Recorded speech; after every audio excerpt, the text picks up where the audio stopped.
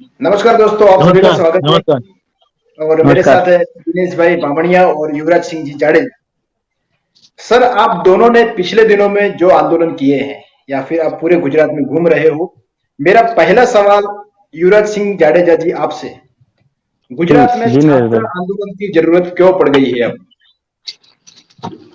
क्योंकि आप जानते होंगे गुजरात में पिछले 2-3 साल से जो सरकारी भर्ती आती है, वो किसी भी कारणवश उसे रोक दिया जाता है और जो भी इससे इससे जुड़े छात्र है, उसको कोई भी बहाने से भटका दिया जाता है। और हम ये जो सिस्टम में जो दोष है, वो दोष को दूर करने के लिए और सामान्य जो जन है, सामान्य जो लोग है, इसका उसको सब ये पता नहीं होता कि अभी ये स्टूडेंट क्या कर रहे हैं, क्यों इसकी परीक्षाएं नहीं आ रही है, क्यों इसको निमणूक नहीं मिल रही है, कि क्यों इसका परिणाम नहीं आ रहा है। सामान्य लोगों को पता नहीं होता है कि इसमें दरअसल चल क्या रहा है। इसलिए ये जो हम अभी जो अभियान चला रहे हैं, वो जन जागृति अभियान है। वो सामान्य लोगों को, सभी को ये पता चलना चाहिए कि ये लोग, ये जो छात्र है, वो एक्चुअल में डिमांड क्या कर रहे हैं। और जो हमारे यहाँ एक ऐसी बात है कि आपको न्याय चाहिए, तो यहाँ पे जो लोकशाही देश है, इसमें जो न्याय चाहिए, तो ज्यादातर आपके साथ कितने लोग जुड़े होते हैं, उससे यहाँ पे न्याय मिलता है। तो हम सामान्य लोगों के पास जाकर जो भी छात्रों की दिक्कतें है, यहाँ पे सिस्टम की जो दिक्कतें है, वो उसे जाकर उजागर करते हैं और यहाँ पे सभी को जागृत कर रहे हैं। अच्छा दिनेश भाई, मैंने 2-3 दिन पहले विजय रूपाणी जी का एक बयान देखा है। वो कह रहे हैं कि पिछले 3 सालों में गुजरात ने सबसे ज्यादा सरकारी नौकरियां दी है। अब मैंने जो मेरे कुछ जानकारियां ली है, उनके एक मंत्री थे दिलीप ठाकुर। विधानसभा में उन्होंने किसी सवाल का जवाब दिया था कि 2014-15 से लेके 18-19 तक 57,920 नौकरियां दी। और पिछले एक साल की बात करो, अगर फरवरी 2017 से लेके सितंबर 2018 तक 3,584 नौकरियां दी। तो विजय रूपाणी जी ने जो कहा, क्या वो उन्होंने सच कहा है या फिर उसके पीछे उनका गणित कुछ और है? देखिए, आपने बहुत एक सही तरीके का सवाल किया है। विजय रूपाणी जी को तो ये भी पता नहीं होता कि निचले डिपार्टमेंट में क्या चल रहा है। ये फैक्ट बात है। और आपने कई बार भी वो कमेंट भी देखी होगी, उसने बोला मुझे खबर नहीं है, मने खबर नहीं। गुजराती में उसकी एक वो लैंग्वेज होती है, उसमें उसने रिप्लाई किया है कि मने खबर नहीं।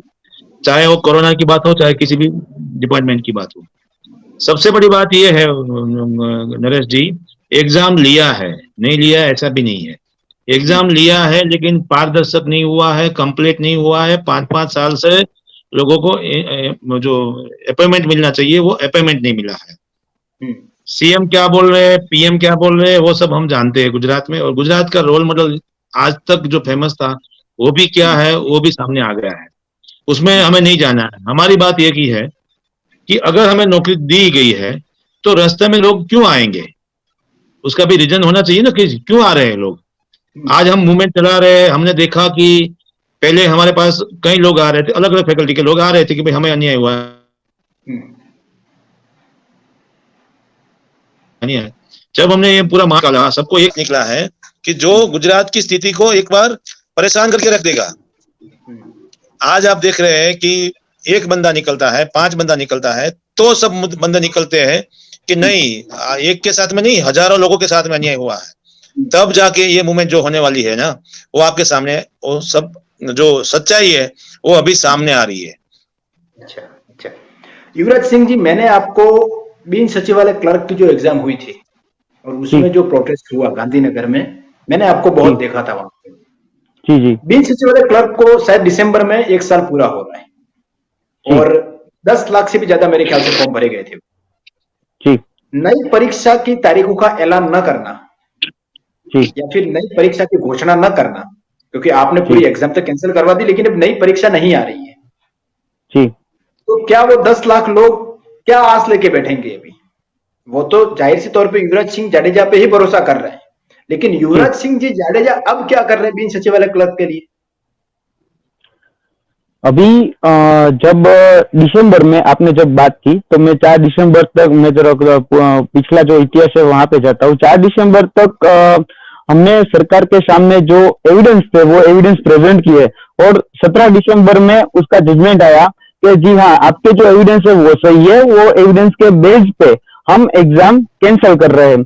और एग्जाम कैंसिल हुई तो उसमें क्या था, एग्जाम कैंसिल करके नई तारीख देनी थी। तो नई नई जो तारीख देने का वायदा था वो वायदा उसने कहा था कि हम 1 महीने में नई तारीख दे देंगे कि अभी कब एग्जाम आएगा।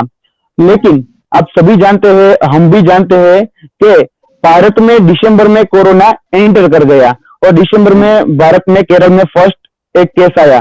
तभी से धीरे धीरे आगे जाते कोरोना बढ़ता गया और फरवरी और मार्च तक लॉकडाउन आ गया। और लॉकडाउन जैसे आ गया तो इसको एक बहाना मिल गया, जो सरकार को वो बहाना मिल गया कि अभी भाई अभी तो कोरोना है, ज्यादा लोग इकट्ठा नहीं कर सकते, और बहाने के आगे रखकर हमें तारीख नहीं दी जा नहीं, अभी तो नहीं दे रहे। लेकिन जब हमारी पिछली एक सरकार के साथ जो मीटिंग हुई थी 10 तारीख को, अगले अगले पिछले 10 तारीख को, तभी हमने ये प्रस्ताव रख दिया था कि हमें कोई निश्चित तारीख चाहिए, पर्टिकुलर एक तारीख डिक्लेयर कर दी जाइए कि बिन सचिवालय एग्जाम कब ली जाएगी, क्योंकि यहाँ पे अनिश्चितताएं ज्यादा है। क्योंकि यहाँ पे एक सिर्फ बिन सचिवालय नहीं है, 38 एग्जाम ऐसी है कि सरकार ने मीन्स के जाहिरात कर दी है, सरकार ने अनाउंसमेंट कर दिया है कि ये परीक्षा लेंगे। और मैं ये भी कहना चाहता हूँ, यहाँ पे अनाउंसमेंट बहुत ज्यादा हुई है, अनाउंसमेंट बहुत ज्यादा हुई है, लेकिन एक भी अनाउंसमेंट परिणाम लाइक अपॉइंटमेंट लेटर में कन्वर्ट नहीं हुई है। अनाउंसमेंट बहुत हुई कि भाई बिन सचिवालय 4000, तलाटी कम मंत्री 2200, junior clerk, senior clerk, forest department, ये सभी की जाहिरात अनाउंसमेंट बहुत ज्यादा हुई, लेकिन एक भी एग्जाम अभी तक ली नहीं गई है। और अनाउंसमेंट 2016 से लेकर 2020 तक सिर्फ अनाउंसमेंट ही हुई है, ये कर देंगे, वो कर देंगे, इतना लेना है, उतना लेना है। उसके लिए उसका जो बजट जो आता है वो बजट भी रेकमेंड कर दिया जाता है कि चलो इस एग्जाम लेने में लिए कितना खर्च होगा, तो बजट में वो रकम भी आ जाती है और बजट में वो रकम दे भी जाती है। जो भी डिपार्टमेंट उसका एग्जाम कंडक्ट करेगा, या गौण सेवा करेगा, या जीपीएसएसबी करेगा, या जीपीएससी करेगा, उसका बजट भी क्लियर हो जाता है। लेकिन हमारे यहाँ एग्जाम की अनाउंसमेंट बहुत होती है, लेकिन यहाँ पे गुजरात में एग्जाम फुलफिल यानी तक फाइनल स्टेज तक नहीं पहुंच रही है। अच्छा। इसलिए हमने बिन सचिवालय के साथ जो भी एग्जाम पेंडिंग है, जो भी एग्जाम, वो बिन सचिवालय हो या फिर एटीडीओ हो या फिर जूनियर क्लार्क हो, सीनियर क्लार्क हो, तलाटी हो, या कोई भी एग्जाम हो, इसकी सभी की डेट हमने एक साथ का रेकमेंड किया है कि सभी की डेट दी जाए। और कोई भी जो अनिश्चितता है, सबसे पहले ये अनिश्चितता दूर की जाइए कि एग्जाम आप लेने वाले हैं या नहीं लेने वाले। नहीं लेने वाले तो बता दीजिए, और लेने वाले हैं तो कब लेने वाले वो बता दीजिए। इसके लिए सबसे पहली डिमांड हमारी जो है वो यही है कि जो ये अनिश्चितता है वो दूर कर दी जाए और कोई भी निश्चित डेट दे दी जाइए। लास्ट एग्जाम कौन सी हुई थी गुजरात में? गवर्नमेंट की लास्ट एग्जाम कौन सी गुजरात सरकार ने ली थी? गुजरात सरकार ने लास्ट एग्जाम मेरे ख्याल से 2019 में जो ली थी, वो लास्ट में मेरे ख्याल से थी वो आईटीआई इंस्ट्रक्टर की, और जो जीपीएससी द्वारा जो आती है एसटीआई की, वो लास्ट एग्जाम मेरा जो अभ्यास है उसके तारीख में बता रहा हूँ कि वो मुझे याद है कि जीपीएससी का एग्जाम लिया गया था, लेकिन उसका भी जो आईटीआई का मैं जो बात कर रहा हूँ ना, उसका रिजल्ट अभी तक नहीं आया, और जो एसटीआई है उसका भी रिजल्ट नहीं आया कि भाई इसको आपको जॉब पे लेना है कि नहीं लेना है, ये भी अभी निश्चित नहीं है। ठीक है दिनेश जी, अब आपसे ये सवाल है कि मैंने ट्विटर पे टेट और टाट का एक बड़ा आंदोलन देखा है। बहुत लोग उपवास कर रहे हैं, स्टिकर लेके अपने अपने स्तर पे वो लोग सरकार को बताने की कोशिश कर रहे हैं कि हमारे साथ अन्याय हुआ है। मैं समझ नहीं पा रहा हूं कि उनके साथ अन्याय हुआ कैसे, क्योंकि जानकारी पूरी नहीं। सिर्फ ये बता देना कि हमारे साथ अन्याय हुआ है, तो लोग समझेंगे कैसे कि अन्याय किस तरीके से हुआ है। तो आप जरा उसको एक्सप्लेन कर देंगे, टेट और CAT का जो चल रहा है, क्या मामला है पूरा? देखिए नरेश जी हाँ। किसी भी एग्जाम हो, चाहे कोई भी मूवमेंट हो, चाहे कोई भी एक कमिटमेंट हो, या किसी का एक जब कंपटीशन हो, तब उसका टाइमलाइन नक्की किया जाता है, फाइनल किया जाता है कि भाई ये इस डेट में इलेक्शन होगी, इसमें वोटिंग होगा और इसमें रिजल्ट डिक्लेयर किया जाएगा। आज तक आपने कोई भी रिजल्ट ऐसा नहीं देखा होगा, इलेक्शन की वजह देखा जाए। आवाज आ रही है? हाँ, आ रही है, आ रही है। कि उसका अगर मेंबर ऑफ पार्लियामेंट का हो, चाहे असेंबली का हो, वो डिले नहीं होता है, उसमें कुछ भी कमियां नहीं होती है, आप देख लीजिए, क्योंकि उसमें गवर्नमेंट चलती है उससे। जब ये एग्जाम बंदा लेता है तो कोई टाइमलाइन होता है कि भाई 15 तारीख को फॉर्म भरे जाएंगे, 20 तारीख को वेरिफिकेशन होगा, 21 को एग्जाम होगी, उसके बाद क्या ये रिजल्ट होगा, उसके बाद में ये अपॉइंटमेंट दिया जाएगा, और ये समय मर्यादा में ये सब खत्म किया जाएगा। लेकिन अगर वो 2015 में टेट 1 की एग्जाम ली जाती है, उसका रिजल्ट आ जाता है या नहीं आता है, अगर आप उसमें टाइमलाइन, आपकी जो मार्कशीट की वैलिडिटी है वो 2020 में खत्म हो जाती है, तब तक आप उसका फाइनल नहीं करते कि आपको ये पेमेंट दिया जाएगा नहीं दिया जाएगा। उसके लिए हम उसको अन्याय मानते हैं। वो एक तरह का इतना गंभीर है कि आपके साथ में चीटिंग हो रहा है, 420 हो रही है। वैसे मैं तो लोगों को ये भी बोलता हूं कि आपको पुलिस कंप्लेन करनी चाहिए, जिस डिपार्टमेंट ने आपके सामने एग्जाम लिया और टाइम पे आपको उसको अपॉइंटमेंट नहीं दिया। लेकिन अन्याय की बात तो यहाँ पे एक नहीं है, हजार अन्याय है। अन्याय ये भी है कि अगर आप किसी को रजुआत करने जाते हो, आप किसी की बात सामने रखने जाते हो, गवर्नमेंट को आप बात बोलने जाते हो, तो आपको अरेस्ट किया जाता है, आपके ऊपर मुकदमे की बात की जाती है, आपके ऊपर एफआईआर की बात की जाती है। तो अन्याय किस किस तरीके से किया जाए? आप कोर्ट में जाते हो, कोर्ट में से टाट का एक जो रिजल्ट है उसमें कोर्ट ने ऑर्डर दिया है कि इन 82% को आज ही आज गवर्नमेंट ले ले, उसके सामने भी गवर्नमेंट एक्शन नहीं ले रही है। तो अन्याय कहां पे नहीं हुआ है? अन्याय प्रूव करने की जरूरत, अगर देखिए किसी भी आदमी को अन्याय नहीं होता है तो वो कैसे अन्याय को लेके बाहर आएगा? आज मैं खुद मेरी बात करूं कि मैं बेरोजगार नहीं हूं, लेकिन 2015-16 में मैं जब एग्जाम की तैयारी कर रहा था, मैं नहीं कर पाया, नहीं दे पाया, तो मेरे साथ भी अन्याय तो हुआ है ना। और आज मेरे साथ में नहीं हुआ है, मेरे भाई के साथ में हुआ है, मेरा फैमिली का हुआ है, मेरे सोसाइटी का हुआ है, मेरा सोशली मेरे साथ में जो मूवमेंट है उसके साथ में किसी भी बंदे का अन्याय हुआ है, तो मैं उसके साथ में बोला, क्योंकि कल होके मेरा लड़का भी अभी स्टडी कर रहा है, तो कल 10 साल बाद या 5 साल के बाद उसकी भी टाइम आएगी ना। तो अगर ऐसी सिस्टम रहेगी तो कोई भी विद्यार्थी, कोई भी माँ बाप कैसे अपने बच्चे को पढ़ाएगा और किस तरीके से पढ़ाएगा और उसके ऊपर कैसे अपनी आगे की जो लाइफ है वो डिसाइड कर पाएगा। आपके जो होम मिनिस्टर है प्रदीप सिंह जाडेजा, उनके एक ट्वीट के नीचे जो ज्यादातर कमेंट देखी गई वो ये थी कि जस्टिस एलआरडी मेल। अब जस्टिस एलआरडी मेल क्या है क्या नहीं है वो तो पूरा गुजरात जानता है, लेकिन उनको न्याय क्यों नहीं मिल रहा है? अगर उनके साथ अन्याय हुआ है और अगर इस यूनिटी के साथ वो लोग 5000 लोग हैं या फिर 6000 लोग हैं, बड़ी ही सकारात्मक यूनिटी के साथ अगर वो कैंपेन कर रहे हैं, तो फिर सरकार उनकी क्यों नहीं सुन रही? देखिए, मैंने आपको पिछले एपिसोड में ले आऊं तो ये बात समझ लीजिए कि अलग अलग फैकल्टी के लोग अलग अलग काम कर रहे थे। ये लोग मांग रहे थे एलआरडी को न्याय दिया जाए। न्याय में दो बातें होती, न्याय और अन्याय। अन्याय कैसे हुआ है वो प्रेजेंट करना पड़ेगा हमें सरकार के सामने कि हमें अन्याय इस तरह से हुआ है। किस तरह से? 67% और 30% का रेशियो जो वुमन और मेल फीमेल का जो है, उसमें कहीं ना कहीं वुमन रिजर्वेशन का बेनिफिट 30% के ऊपर दिया गया है। 12% लोगों को और भी वुमन रिजर्वेशन का बेनिफिट दिया गया है, जो शायद नहीं है, इलीगल है और कॉन्स्टिट्यूशन के अपोज में है। हम ये चाहते हैं कि ये बात गवर्नमेंट को माननी चाहिए कि अन्याय हुआ है। पहले तो बात ये होनी चाहिए कि अन्याय हुआ है, इसलिए हमने लास्ट टाइम प्रेजेंट किया कि भाई ये रेशियो को एक बार वेरीफाई किया जाए कि वुमन रिजर्वेशन का बेनिफिट कितने लोगों को दिया गया है।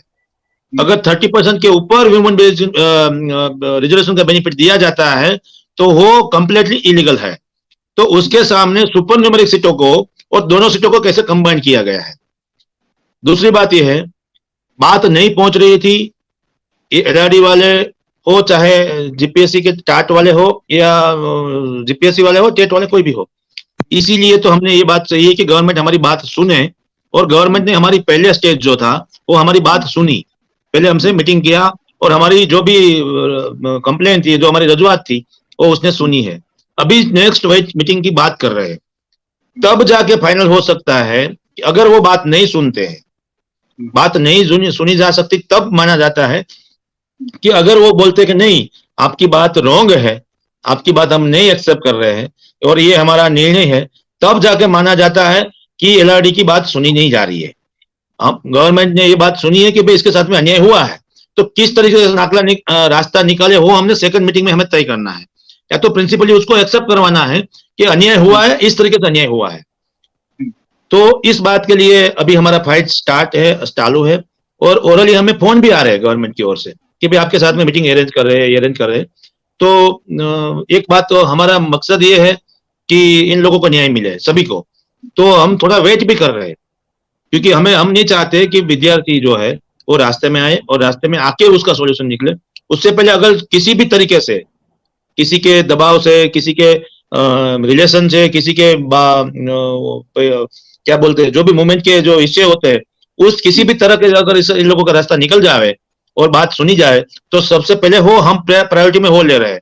बाद में अगर जो आंदोलन का जो रास्ता होता है वो चाहे तो वो हम भी करेंगे, लेकिन वो सेकंड स्टेप में है। युवराज सिंह जी, अभी आप सेकंड मीटिंग में जाने वाले हो, तो पहली मीटिंग हुई, उसके इंतजार करना पड़ा, लेकिन सेकंड मीटिंग आपको होने वाली है। अब सेकंड मीटिंग में गुजरात का अगर कोई छात्र आपसे आस लगाए बैठा है, तो आप सरकार के सामने किन किन मुद्दों को उठाने वाले हो? जिन जिन लोगों के साथ अन्याय हुआ है या फिर सरकार नहीं सुन रही, आप एक बार बता देंगे तो अच्छा रहेगा सर। हम जो मुद्दे उठाने वाले हैं वो सभी मुद्दे उठाने वाले हैं, लेकिन हम सबसे पहले जो प्रायोरिटी जो जिस मुद्दे को देने वाले हैं वो ये मुद्दे है कि जो लोग हमारे साथ ग्राउंड पे आके लड़ रहे हैं, जो रियल फाइटर है, उसके मुद्दे हम सबसे पहले उठाएंगे। वो चाहे एलआईडी का हो, चाहे टेट टाट वाला हो, या फिर जो जीपीएससी असिस्टेंट प्रोफेसर का जो मुद्दा है वो सब है, आईटीआई इंस्ट्रक्टर का मुद्दा है, बिनफिकी वाले का मुद्दा है। जो लोग अभी तक रियल फाइटर है, जो हमारे साथ जो हम जो मीटिंग कर रहे हैं, हम जन जागृति अभियान जो चला रहे हैं, अभियान के भाग के रूप एसआरपी वेटिंग वाले जो लोग हैं, उसके जो मुद्दे जो यहाँ पे ज्यादातर आते हैं, हम मीटिंग में जाते हैं, सभी से मिलते हैं, सभी छात्रों से बातचीत करते हैं और छात्रों से बातचीत करके हमको ऐसा लगता है कि वो सबसे ज्यादा एक्टिव है। जो सबसे ज्यादा एक्टिव है उसके मुद्दे हम पहले उठाएंगे, और जो रियल फाइटर नहीं है, जो सिर्फ देखते हैं कि मूवमेंट कैसे चल रहा है, इसका हो रहा है तो हम अपना भी हो जाएगा, वो मुद्दे हम पहले नहीं उठाएंगे। पहले प्रायोरिटी वाले यही मुद्दे होंगे। जो रियल फाइटर है, जो एक्चुअल में लड़ रहे हैं, उसके मुद्दे हम पहले उठाएंगे। और हमारा जो हमने सरकार जो है उससे रजूआत की है, रजूआत में हमें जो फॉर्म दी है उसमें 3 प्रायोरिटी दी है। सबसे पहले कि जिसकी सभी प्रक्रिया पूर्ण हो चुकी है, जिसकी एग्जामिनेशन जो प्रोसेस होता है, जो एग्जामिनेशन सबसे पूर्ण हो चुका है, जो फिनिश हो चुका है, उसमें पहले उसको निमणूक पत्र देने चाहिए। त्यारबाद जो एग्जाम के रिजल्ट जो पेंडिंग है, जो एग्जाम के रिजल्ट पेंडिंग है, उसको रिजल्ट दे दीजिए जाए। और जिसकी अनाउंसमेंट सरकार ने कर दी है एग्जाम की, उसका कोई भी फाइनल डेट कि कब एग्जाम लिया जाएगा या फिर नहीं लिया जाएगा, उस पर हमारा फोकस होगा। और यही हम दूसरी मीटिंग है उसमें देखते हैं कि कितने हमारे पास ऐसे है तो जो मुद्दे हैं यहाँ पे हम जो लेके जा रहे हैं। मोस्ट प्रायोरिटी वही रहेगा, जो स्टूडेंट हमारे साथ जो लड़ रहे हैं, जो एक्चुअल में हमारी मूवमेंट के साथ जुड़े हुए हैं, वो फिर एलआईडी वाले हो, वो फिर टेट टाट वाले हो, एसआरपी वाले हो, उसकी प्रायोरिटी सबसे ज्यादा वहां पे रहेगी। अच्छा। और नरेश भाई, मैं आपको एक लॉजिकली बात बताना चाहता हूँ। ज्यादातर हम बात करते हैं कि ये एग्जाम डिले हो रहा है। हम सभी ये जानते हैं, वो एलआईडी वाला हो या टेट टाट वाला हो या फिर जीपीएससी असिस्टेंट प्रोफेसर वाला हो, कि जो 2015 से वैकेंसी आ गई है, तो 2015 से वैकेंसी आ गई है, लेकिन ये एग्जाम फाइनल फुलफिल क्यों नहीं हो रहा है, उसको अपॉइंटमेंट क्यों नहीं दी जा रही है, उसका जो इंटेंस है, मैं वो इंटेंस की बात करना चाहता हूँ आपसे। ज्यादातर छात्र जो है वो इससे समझ सकते हैं, उससे रिलेट कर सकते हैं। मान लीजिए, चलो हम एग्जाम्पल लेते हैं कि अभी तो एलआईडी का मुद्दा जो आपने डिस्कस किया, उसी से मैं आपको एक आगे ले जाता हूँ कि एलआईडी की वैकेंसी कितनी थी, 10,000 राउंड फिगर लेते, लेकिन थी 9,723, लेकिन हम राउंड फिगर लेते 10,000 की।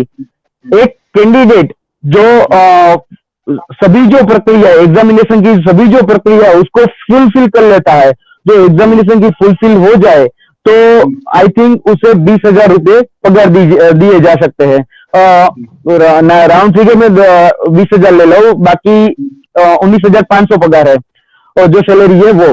लेकिन जो डिले होता है एग्जामिनेशन की प्रोसेस फुलफिल करने में, गवर्नमेंट को सिर्फ 6 महीने का ही समय होता है कि उसमें प्रीलिम भी एग्जाम आ जाती है, उसमें फिजिकल भी आ जाती है, लेकिन इंटेंशनली ये डिले किया जा सकता है।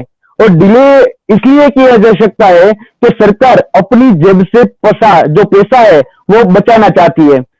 एक आदमी का पगार, एक जो एग्जामिनेशन पास करके जो कैंडिडेट वहां पे नौकरी पे लगता है, उसका एक का पगार 20,000 है, तो 10,000 का कितना हुआ नरेश भाई? जी समझ रहा हूँ। 10,000 लोगों को नौकरी में रखा तो उसका पगार हुआ 20 करोड़ रुपए, उसका एक महीने का पगार हुआ 20 करोड़ रुपए। तो उसको एक वर्ष तक डिले किया जाए तो सरकार अपनी जेब से 240 करोड़ अपनी जेब में रख रही है। उसका बजट भी अनाउंसमेंट हो चुका है, बजट में वो रकम भी आ चुकी है। वो जो कैंडिडेट को लेना है उसका जो हमारे यहाँ एक टर्मिनोलॉजी है उसे कहते हैं महकम, उसका महकम भी रिकॉर्ड में आ चुका है, सभी होता है। लेकिन अभी ये एग्जाम डिले इंटेंशनली जो किया सकता है कर रहे हैं, वो सरकार का आदमी जो कर रहा है, तो सरकार के लोग जो कर रहे हैं वो इंटेंशनली कर रहे हैं। हमारा जो आप एलआईडी की बात कर रहे थे ना, वो 2018 है ना, उसमें अनाउंस हुआ था, लेकिन अभी भी विवाद तो चल ही रहा है। विवाद तो कोई भी ऐसा इंटेंशनली कोई भी रीजन डाल दिया जाएगा, दोनों में झगड़ा कर दिया जाएगा और इंटेंशनली उसे डिले किया जाएगा। डिले करके जो बेनिफिट हो रहा है वो गवर्नमेंट को हो रहा है। आप समझ रहे हैं मैं क्या रिलेट कर रहा हूँ, किस बात से रिलेट कर रहा हूँ? मैं समझ रहा हूँ। तो ये इंटेंशनली हो रहा है। आप ये कहना चाहते हो कि गवर्नमेंट जानबूझ के एग्जाम को डिले कर रही है। डिले करने का जो मकसद है कि कहीं ना कहीं वो अपने पैसे को बचा रही है। लेकिन युवराज सिंह जी, 2020 और 21 का अगर मैं गुजरात के शिक्षा बजट की बात करूं, 31,955 करोड़ आपके वहां का शिक्षा बजट है इस साल का। अब इतना बजट होने के बावजूद भी अगर ऐसी कंडीशन क्रिएट हो रही है तो इसका मुख्य कारण क्या है वो मेरी समझ में नहीं आ रहा। मुख्य कारण थोड़ो गुजराती में कहीश કે સરકારની ઈચ્છા શક્તિ, દાનત અને નીતિ માં જયારે કચરો હોય ને ત્યારે આ વસ્તુ થઈ શકે। કેમ કે ક્યાંક ને ક્યાંક સરકાર અને સરકારની સિસ્ટમ વિદ્યાર્થીઓના ભવિષ્ય સાથે ચેડા કરી રહી છે।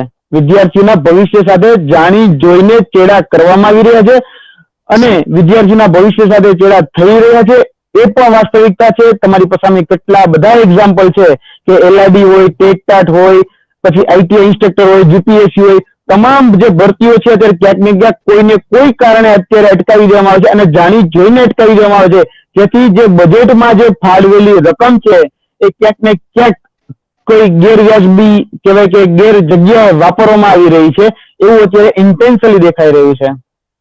જી दिनेश भाई, आपने ट्वीट किया था 31 जुलाई 2020 को और मैं ट्वीट आपको सुनाना चाहूंगा, फिर मैं आपकी प्रतिक्रिया लेता हूं।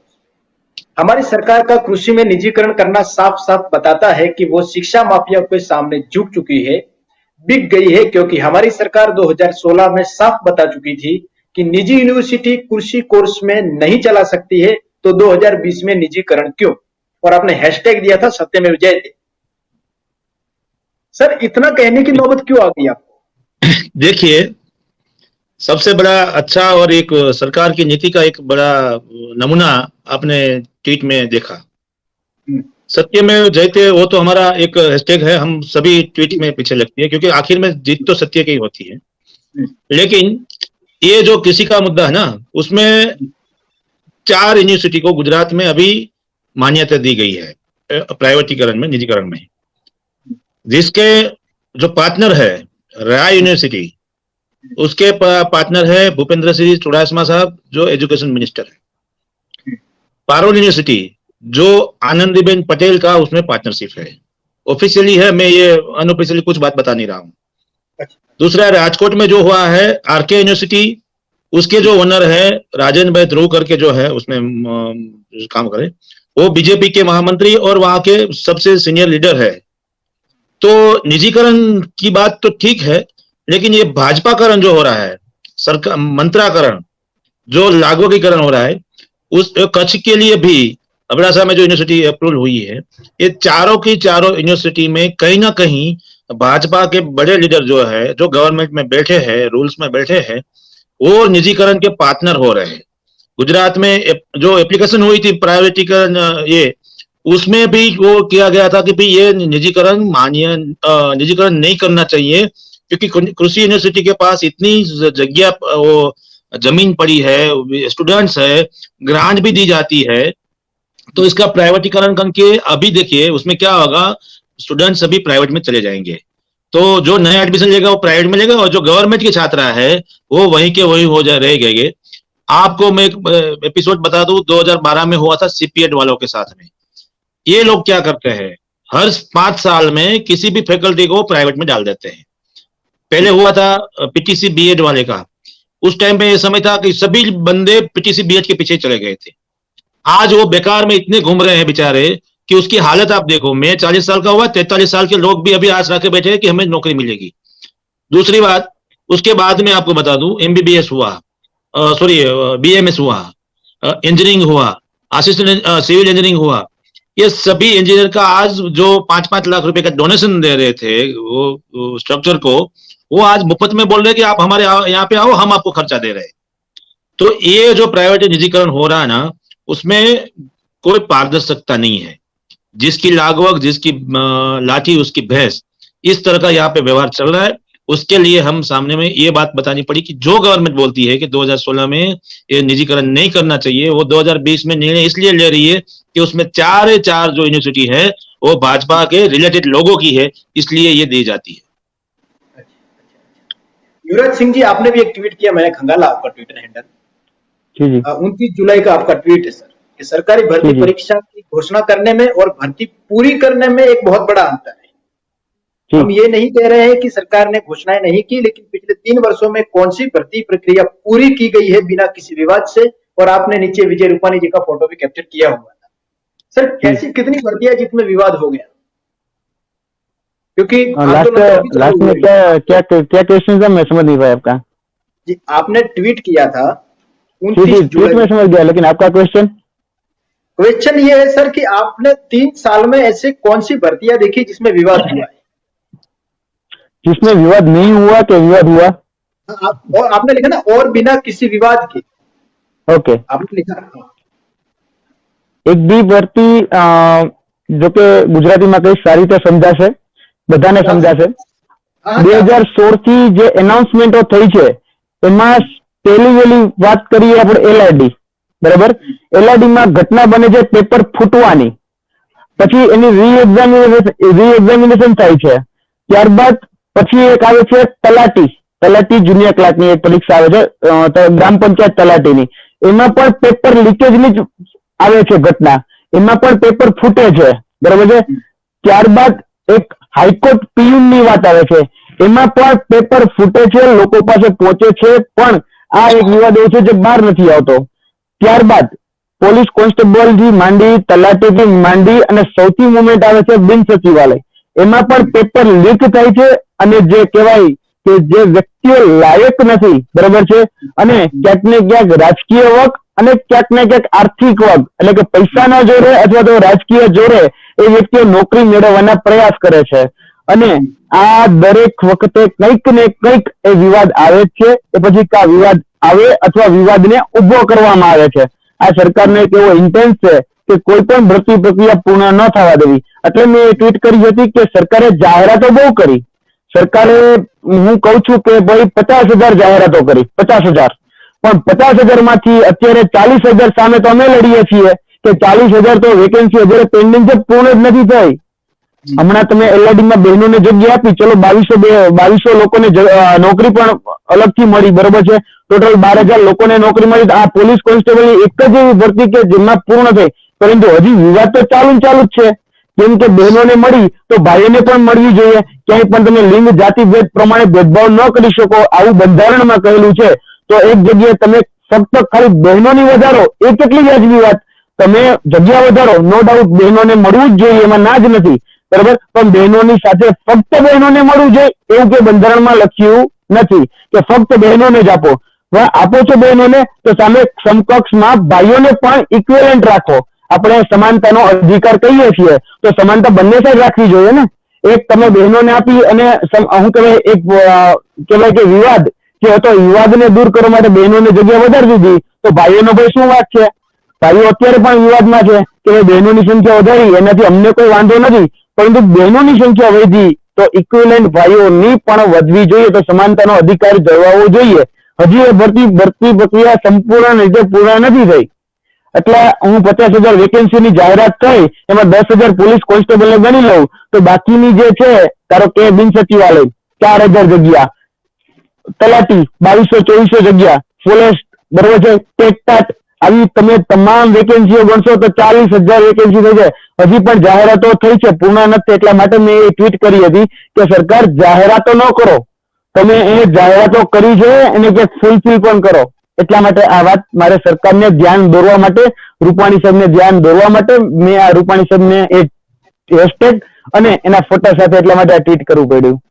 अच्छा सर, आपने 2-3 हैशटैग बड़े ही जोरों से चलाए गुजरात में। सीएम का जन्मदिन बने रोजगार दिन, पहले रोजगारी फिर चुनाव, अलग अलग स्तर पे ये हैशटैग को ट्रेंड में लाना, इससे आप साबित क्या करना चाहते हो? क्या ये दिखाना चाहते हो कि गुजरात बेरोजगार है, या फिर आप सरकार के सामने जाना चाहते हो कि हमारे साथ इतने लोग हैं कि हम ट्विटर में टॉप ट्रेंड में नंबर 1 पे ट्रेंड करवा सकते हैं और उसके बावजूद भी हमारी बातें नहीं सुनी जाती? ઓકે, ગુજરાતમાં જે રોજગારીના આંકડા આપવામાં આવે છે, ગુજરાતમાં એમ કહેવાય કે ગુજરાત રોજગારી આપવામાં પહેલા નંબરે છે, આવું हमारा साहबश्री कही रहे। इसमें मैं जोड़ देता हूँ, central monitoring Indian economy CMIE की हाल ये महीने की गुजरात में सबसे कम बेरोजगारी 1.9 जी, इस महीने की એટલે હું જે હવાની વાતો છે અને જે વાસ્તવિકતા છે એનો ભેદ દેખાડવા માટે ટ્વિટરમાં અમે લોકોએ હેશટેગ ચલાવ્યું હતું. એ હેશટેગ એટલા માટે જ ચલાવવામાં આવ્યું હતું કે ખરેખર વાસ્તવિકતામાં ખબર પડે કે કેટલા લોકો બેરોજગાર છે. બાકી જે ખોટા આંકડા દર્શાવવા અને ખોટી વાતો કરવી અને ખોટા ગુજરાત મોડેલની હવાહવાઈ કરવી એ વ્યાજબી વાત નથી. એટલે ખોટું જે ગુજરાત મોડેલ અત્યારે દર્શાવવામાં આવતું હતું એ ખોટું ગુજરાત મોડેલ દર્શાવવામાં ન આવે. જે વાસ્તવિક ગુજરાત મોડેલ છે, ખાસ કરીને કહી શકાય શિક્ષિત યુવા છે પણ એ વાસ્તવિક રીતે બેરોજગાર છે અને ગુજરાત ગવર્મેન્ટ એને રોજગારી આપવામાં નિષ્ફળ રહી છે, એ દુનિયા એ જોવું જોઈએ. જે ખરેખર ખોટી રીતે જે દેખાડવામાં આવી રહ્યું છે એ સાચું ન માની લેવું જોઈએ. અને આપણે વાત કરીએ છીએ રોજગારી, તો રોજગારીના આંકડા એ કહેવાય કે ચોપડાઓમાં દેખાડવામાં આવે અને જે વાસ્તવિક રીતે દેખાડવામાં આવે એમાં જમીન આસમાનનો નહીં, જમીન અને બ્રહ્માંડ જેટલો ફરક છે, જમીન અને બ્રહ્માંડ જેટલો ફરક છે. એટલા માટે મેં ટ્વિટરમાં હેશટેગ ચલાવી અને તમામ લોકોને ध्यान દોરવાનું, કારણ કે સોશિયલ મીડિયા કઈ તો સોશિયલ મીડિયામાં સૌથી તાકાતવર કોઈ સાધન હોય તો વોટ્સઅપ નથી. સોશિયલ મીડિયામાં સૌથી તાકાતવર સાધન જે છે એ સૌથી તાકાતવર સાધન તો કહી શકાય તો એ ટ્વિટર છે. અને ટ્વિટરના માધ્યમથી આપણે CMO PMO આપણે જે પણ રજૂઆતો હોય એ આપણે ડાયરેક્ટ કરી શકીએ છીએ. એટલા માટે અમે ટ્વિટરનો લાભ લઈએ છીએ અને ટ્વિટરનો સાથ સહકાર લઈએ છીએ અને ટ્વિટરના સાથ સહકારથી અમે ટ્રેન્ડમાં લાવી અને નેશનલ મીડિયામાં પણ વાત કહેવા માંગીએ છીએ કે જે ગુજરાત મોડેલ તમને દેખાડવામાં આવે છે અને જે વાસ્તવમાં છે, જે એક્ચ્યુઅલમાં છે એમાં ઘણો બધો ફર્ક છે. એટલા માટે અમે સોશિયલ મીડિયાના માધ્યમથી એ દરેક વ્યક્તિઓને અને દરેક જે રાજ્યો છે એ રાજ્યોને ઉજાગર કરીએ છીએ कि खरेखर वास्तविकता आ है। ठीक है दिनेश भाई, मैंने युवराज सिंह का एक वीडियो देखा था, लेकिन मैं सवाल आपसे पूछ रहा हूं क्योंकि आप समिति में सभ्य भी हो। उन्होंने कहा था, उन्होंने बीच में आंदोलन छोड़ दिया, फिर आंदोलन में वो आ गए। उन्होंने ये कहा था कि इस आंदोलन में राजनीति हो रही है, आपके जो आंदोलन है या फिर आपके जो सभ्य है कोई राजनीति कर रहा था, लेकिन हालांकि उन्होंने निजी तौर पे किसी का नाम नहीं लिया था। मुझे आपसे ये जानना है कि वो कौन व्यक्ति थे जो गुजरात के छात्र के साथ इस हद तक अन्याय कर रहे थे, या फिर आपके आंदोलन में घुस के आपके ही आंदोलन को कमजोर करने की कोशिश कर रहे थे। युवराज भाई का जो वीडियो था ना, उसमें हाँ। एक बात नोट थी कि जो लोग जातिवाद कर रहे हैं, जातिवाद के नाम पे आंदोलन को, विद्यार्थी को डैमेज कर रहे हैं, या उसी जातिवाद के ऊपर राजनीति कर रहे हैं, उन लोगों से वो नाराज थे। सोशल मीडिया के थ्रू, किसी के टेलीफोन के थ्रू कई लोग ऐसे थे, किसी का नाम उसमें पर्टिकुलर नाम भी है भी नहीं, लेकिन जो लोग लोगों को समझा रहे थे कि भाई आप में इसका नुकसान है, इसमें ये है वो है, उससे युवराज भाई नाराज थे। मैं भी उस बात से सहमत था कि राजनीति नहीं होनी चाहिए, क्योंकि विद्यार्थी की किसी की भी कास्ट नहीं होती, विद्यार्थी विद्यार्थी होता है, बेरोजगार बेरोजगार होता है। लेकिन कई लोगों को अगर उसमें प्रायोरिटी नहीं मिल रही है, किसी को वो बोलते हैं कि वो फेस वैल्यू बनने की बात कर रहे हैं आंदोलन के थ्रू, उसका मकसद अलग होता है और मूवमेंट अलग होती है। तो उन लोगों के ऊपर ये बात थी, और मैं भी सहमत था, युवराज भाई ने भी सहमत किया था, लेकिन मैंने युवराज भाई को बताया कि इन लोगों की वजह से हम आंदोलन छोड़ देंगे तो विद्यार्थी को बहुत बड़ा नुकसान जाएगा। कई लोग हमारे पर आस रख के बैठे हैं। तो युवराज भाई ने हमारी बात भी मानी, समिति के सभी लोगों ने उससे बात की, तो उसने एक्सेप्ट भी कर लिया कि नहीं आपकी बात सही भी है। जो हमारा विरोध कर रहे हैं जो लोग, उसके लिए आज भी हम एक संदेश देना चाहते हैं कि आप भी हमारे मूवमेंट में आओ, और राजनीति जो हो रही है उसको रोको, किसी भी तरह से हो रही है उसको रोकने का प्रयास करो। बाहर बैठ के राजनीति को हटाने की बात करें वो बिल्कुल गलत बात है। अगर आप मूवमेंट में आकर आपको राजनीति आ रही है तो आपको भी उसमें आगे आना चाहिए और राजनीति वालों को पीछे भेज देना चाहिए। ये होती है सही लड़ाई। इसलिए हम और युवराज भाई और जो हमारे समिति के जो सभी मेंबर है, कमलेश भाई है, और राजन भाई है, नीरव भाई जोशी है, युवराज सिंह और राजकोट वाले है, रोहित भाई माली है, और कई भी लोग, नामी मैं आपको बता दूं कि सबका नाम लेना अभी पॉसिबल नहीं है, लेकिन जो भी बोजा भाई है, वो सब लोग जो अभी मूवमेंट चला रहे हैं, कई बहनें भी जुड़ी हुई है, वो सब लोगों का मकसद ये है कि हमारा रिजर्वेशन, ये जो निमणूक का जो मुद्दा है, हमारा जो अपॉइंटमेंट का मुद्दा है, हमारे एग्जाम का जो रिजल्ट का मुद्दा है, और जहीं पे वुमेन रजिस्ट्रेशन का रेशियो बढ़ा दिया गया है एलआरडी में, वो सब मामले के लेके एक साथ में लड़ाई करनी है। और इसमें ना हमें नात जात देखनी है, ना पार्टी देखनी है, ना पॉलिटिक्स देखना है, हमें सब विद्यार्थी की बात देखनी है। और सभी स्टूडेंट, गुजरात के बेरोजगार स्टूडेंट है, उसकी कोई जाति होती है, ना उसकी कोई डिजाइन होती है, ना कुछ होता है। इसी प्रकार से हमने ये मूवमेंट अभी आगे चलाने की बात की, और आप भी देख भी रहे हैं, हम सिर्फ बोलते ऐसा नहीं है, हमने मूवमेंट भी देखा है कि हम सभी पार्टी के लोगों को भी मिल रहे हैं, सभी जात के लोगों को भी मिल रहे हैं, और सभी वर्ग के लोगों को भी मिल रहे हैं, और जो हमारी मूवमेंट को सपोर्ट कर रहे हैं उनका हम सपोर्ट ले रहे हैं और हमारी बात को वहां तक पहुंचा रहे हैं। क्योंकि किसी मूवमेंट में जब लोग बोलने लगते हैं कि ये मूवमेंट सही है, ये लोग सही है, तो हम लोगों के पास जा रहे हैं कि हम गलत नहीं है, हमारा डिमांड ये है, और हम उसमें मास्क जोड़ना चाहते हैं। युवराज सिंह जी, आप पिछले कई दिनों से पूरे गुजरात में घूम रहे हैं। मैंने आपके ट्विटर को बड़े ही बारीकी से देखा है। आप शायद हर क्षेत्र में आपकी समिति जा रही है, तो आप वहां जाके उन लोगों को बताते क्या? क्योंकि उन लोगों को ये तो पता है कि उनके साथ अन्याय हुआ है। अब हर किसी के वहां जाके किसी संस्था से मिलना या फिर लोगों से मिलना, आप उनको क्या मतलब क्या मैसेज देना चाहते हो? मैं जानना चाहता हूँ निजी तौर पे कि इस तरह से मिलना क्या साबित है? एक बात ये मिलना होती है कि जो लोग हमारी बात से गलतफहमी में है, किसी को लग रहा है कि ये राजनीति हो रही है, किसी को लग रहा है ये मुद्दा सही नहीं है, ये इलीगल मांग रहे हैं, तो हमारी एक कंपलसरी एक कंप्लेंट, वो क्या बोलते हैं, पॉलिसी होनी चाहिए कि हमारे मुद्दे से सब लोग अवगत होने चाहिए। चाहे विरोध करे फेवर करे वो अलग बात है, लेकिन उसको मालूम होना चाहिए कि हम डिमांड क्या कर रहे हैं। और हमारे डिमांड को अगर पब्लिक ही बोलेगी लोगों को, गवर्नमेंट को, कि भाई ये लोगों का मुद्दा सही है, तभी सभी मुद्दे में, देखिए आज मैं आप बोलूंगा नरेश भाई जो है वो सही आदमी है, तभी इफेक्ट पड़ेगा। अगर नरेश भाई खुद बोलेंगे मैं सही हूं, तो लोगों को बोलेगा कि उसके साथ में हो रहा है, इसलिए ये बात हो रही है। ये हमारा मानना है। और ये समिति, आप जो गलतफहमी की बात, किसी को गलतफहमी नहीं है, लेकिन हम हमारा प्रेजेंटेशन कर रहे हैं, हमारा पिटिशन रख रहे हैं कि हम ये इस तरीके से सही है, तो हमारी बात। નરેશભાઈ, અત્યારે જે અમે કાર્યક્રમ કરીએ છીએ એનું કાર્યક્રમનું નામ જ એવું છે કે જનજાગૃતિ અભિયાન અત્યારે અમે જે પણ જગ્યાએ જઈએ છીએ, કદાચ તમે ઘણા બધા ટ્વિટરમાં મારા ફોલો છો, જોવો છો, એટલા માટે અમે છોટાઉદેપુર જઈએ છીએ, સાબરકાંઠા જઈએ કે ગુજરાતના છેવાડાના વ્યક્તિ સુધી અમે જઈને મળીએ છીએ. આ વાત હકીકત છે. હવે અમે જ્યારે કોઈ સામાજિક વ્યક્તિને મળીએ છીએ ત્યારે અમે એ જ ચર્ચા કરીએ છીએ કે આના કારણે આપણા જે સમાજના વ્યક્તિઓ છે એને નુકસાન થાય છે, અને આ નુકસાન ન થાય એટલા માટે તમારે પણ આવવું જોઈએ આગળ. અને જે વિદ્યાર્થીઓ પાસે જઈએ છીએ તો વિદ્યાર્થીઓની માતા પિતાને પણ મળીએ છીએ, વિદ્યાર્થીઓના માતા પિતાને પણ વાત કરીએ છીએ કે તમે આ મુવમેન્ટમાં સાથ સહકાર અને સહયોગ આપો, પૂરેપૂરો સપોર્ટ આપો. કેમ કે જે રીતે દિનેશભાઈએ વાત કરી કે ન્યાય ત્યારે જ મળે છે, એટલે કે જસ્ટિસ ની આપણે જો વાત કરતા હોય તો ન્યાય ત્યારે જ મળે છે કે જ્યારે આપણે કહીએ કે આપણે સાચા, એનાથી ન્યાય નથી મળતો. ન્યાય ત્યારે જ મળે છે કે સામાન્ય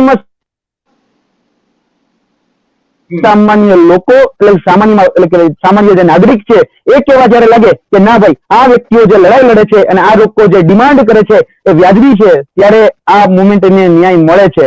ત્યાં સુધી ન્યાય મળતો નથી. એટલા માટે અમે લોકો જનજાગૃતિ અભિયાન ચલાવીએ છીએ અને અમારું કામ જે છે એ લોકોને જગાડવાનું છે. એટલે જનજાગૃતિ એટલે લોકોને ઘરે ઘરે જઈને અમે જગાડીએ છીએ કે હવે જાગો, નહીતર 4 વર્ષ તો મોડું થઈ જ ગયું છે, અને જો તમે હવે નહીં જાગો તો આગળ જતા કેટલું મોડું થશે એ નક્કી નથી. કેમ કે જ્યારે કોઈ પણ તમારી વાત જ્યારે તમે સરકારમાં મનાવતા હોય તો સરકારની ચોટલી એટલે જ છે કે ચૂંટણી આવે એ સરકારની ચોટલી છે. એટલે સરકારમાં અત્યારે ક્યાંક ને ક્યાંક અમારે પેટા ચૂંટણીઓની પણ ચૂંટણી આવે છે, અને જે પંચાયતની કહેવાય એ પણ ચૂંટણીઓ જે આવી રહી છે. તો સરકાર પાસે જો કોઈ વાત મનાવવી હોય તો એના માટે ચૂંટણી આવે તો ત્યારે આપણે આપણો હક, અધિકાર અને ન્યાયની માંગણી ચૂંટણીના સમયે કરવી જોઈએ, જેથી કરીને જ્યારે આપણી પાસે કોઈ પણ વ્યક્તિ વોટ માંગવા માટે આવે તો એને ખબર હોવી જોઈએ કે આપણી અત્યારે આ લોકોની ડિમાન્ડ શું છે. જો આ લોકોની ડિમાન્ડ આપણે ફૂલફિલ કરીશું તો જ આપણે લોકોને વોટ મળશે, અને વોટ મળશે તો જ એ લોકો સત્તામાં ચાલશે. એટલા માટે અમે સામાન્યમાં સામાન્ય લોકો પાસે જઈએ છીએ અને જે પણ લોકો છે એને જોડીએ છીએ અને જોડી અને આગળ ચાલીએ છીએ. એટલે કે આ એકનો મામત અત્યાર સુધી એવું હતું કે ભાઈ કોઈ વ્યક્તિઓ, ધારો કે એલઆરડી, તો એલઆરડી એની રીતે લડતા હતા, ક્યાંક ને ક્યાંક બિન સચિવાલય વાળા એની રીતે લડતા હતા, ક્યાંક ને ક્યાંક ટેટ વાળા એની રીતે લડતા હતા, ક્યાંક ને ક્યાંક જે અન્ય પરીક્ષાઓ વાળા જે હતા એની રીતે લડતા હતા. એટલે ન્યાય નહોતો મળતો. હવે આપણે બેરોજગાર સમિતિનું ગઠન કર્યું અને બેરોજગાર સમિતિનું ગઠન કરી અને બધાને એક પ્લેટફોર્મ પર લાવ્યા. એટલે કે જેટલા પણ ડિપાર્ટમેન્ટ છે, ભરતી ડિપાર્ટમેન્ટ, એ બધી જ ભરતી ડિપાર્ટમેન્ટની બધી જ ભરતીના લોકોને એક જગ્યાએ પ્લેટફોર્મ પર ભેગા કર્યા. અને જે કહેવાય કે છૂટું જે રીતે આપણે પાંચે આંગળીઓ જે છે છૂટી હોય પણ એક મુઠ્ઠી થઈ જાય અને તાકાતથી લડીએ, એટલા માટે એક તાકાત ભેગી કરીએ છીએ અને તાકાતથી સરકાર સામે લડીએ છીએ. કારણ કે અહીંયા ઉપર પણ એની સરકાર છે, નીચે પણ એની સરકાર છે, અને ખોટા વાયદાઓ દેખાડવામાં અને ખોટી આંબલી પીપલી દેખાડવામાં ક્યાંક ને ક્યાંક આ સરકાર માહિર છે. એટલા માટે જો લડવું જોઈએ આ સરકાર સામે તો એકજૂટ થઈને લડવું પડે છે, અને એકજૂટ થઈને જો લડીએ તો જ અત્યારે ન્યાય મળે છે. એટલા માટે બધી જગ્યાએ જઈ અને જનજાગૃતિ અભિયાન ચાલે છે, અને જનજાગૃતિ અભિયાનમાં એ જ વાત કરીએ છીએ કે જો અત્યારે તમે અવાજ નહીં ઉઠાવો તો ભવિષ્ય તમારું, આવનાર ભવિષ્ય છે એક તમારું હોય, તમારા મિત્રનું હોય કે તમારા ભાઈ બહેનનું હોય કે તમારા દીકરા દીકરીનું હોય, એ અંધકારમય છે અને રહેશે જો તમે અવાજ નહીં ઉઠાવો તો. આ અમારો મેસેજ છે. युवराज सिंह जी, सबसे पहले तो आपका शुक्रिया सर, आपने टाइम दिया। मेरी शुभकामना है आपके साथ कि आप जो लड़ाई लड़ रहे हो आप सफलता मिले। दिनेश भाई से हमारा कनेक्शन टूट गया था, हमसे लास्ट मिनट नहीं लेना पाएंगे। मैं आपसे एक लास्ट सवाल ये पूछना चाहूंगा, गुजरात के जितने भी छात्र आज आपसे जुड़े हुए हैं या फिर जो भी आपको फॉलो कर रहे हैं, जो आपसे आस लगाए बैठे हैं, युवराज सिंह जाडेजा उनके लिए लास्ट क्या कहना चाहेंगे जिनसे उनको ये तसल्ली हो जाए कि नहीं, हमारा एक लीडर है जो सरकार से हमारी बात पहुंचा रहा है। मैं ये नहीं कहूंगा कि जो एलआरडी के लोग हैं या बिन सचिवालय क्लर्क के हैं या किसी और क्षेत्र के हैं, जो भी लोग आपसे जुड़े हैं, जिसके साथ किसी न किसी तरह से अन्याय हो।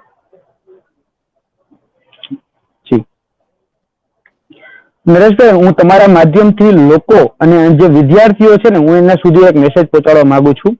એ મેસેજ એવો છે કે પોતાની લડાઈ, આજ કોઈ બી યુદ્ધ હોય, કોઈ પણ યુદ્ધ હોય, એ પોતાએ જાતે જ લડવું જોઈએ. હું એની મદદ કરી શકું, હું એનો રિપ્રેઝેન્ટર થઈ શકું, પરંતુ જે લડાઈ છે એ પોતે જાતે જ લડવાની છે અને દરેક વિદ્યાર્થીએ બીજાને ખંભે બંદૂક રાખીને ફોડવી એના કરતા પોતાએ જાતે લડવી. અમે પૂરેપૂરા સાથ સહકાર અને સહયોગમાં છીએ.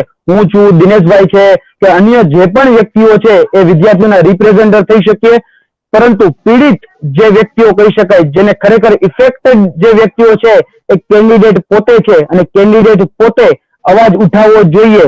જ્યારે પણ એની જગ્યાએ અમે મળવા જઈએ છીએ કે કઈ પણ જાતની અમારી મુવમેન્ટ હોય છે તો મુવમેન્ટને પૂરેપૂરો સાથ સહકાર અને સહયોગ આપવો જોઈએ, જેથી મુવમેન્ટ જે છે, જે મુદ્દો જે છે એ મજબૂત બને અને મુદ્દો જો મજબૂત બનશે, મુવમેન્ટ જો મજબૂત બનશે તો ન્યાય મળશે. કારણ કે અત્યારે ન્યાયની વ્યાખ્યામાં આપણે સૌથી વધારે જોઈએ તો માથા જોઈએ, માથા એટલે સૌથી વધારે પબ્લિક આપણે જોઈએ. જો પબ્લિક તમારી સાથે જોડાયેલી હોય તો તમને ઝડપથી ન્યાય મળી શકે છે. તો દરેક વિદ્યાર્થીને મારો એક નમ્ર અપીલ છે કે નમ્ર નિવેદન છે કે બધા એક સાથે લઈએ, વિદ્યાર્થી એકતા દેખાડીએ અને વિદ્યાર્થી એકતા દેખાડીશું એટલે ચોક્કસપણે આપણે જે પણ માંગીએ છીએ, જે પણ ન્યાયની વાત કરીએ છીએ કે જે પણ આપણે હકની વાત કરીએ છીએ એ ચોક્કસપણે આપને મળશે. ठीक है युवराज सिंह जी, आपका तहे दिल से शुक्रिया सर, आपने समय जी दिया सर। और मेरी शुभकामनाएं आपके साथ, आपको जल्द से जल्द जी। न्याय मिले, यही मेरी कामना. बहुत बहुत धन्यवाद सर. जी थैंक यू नरेश भाई. जी धन्यवाद.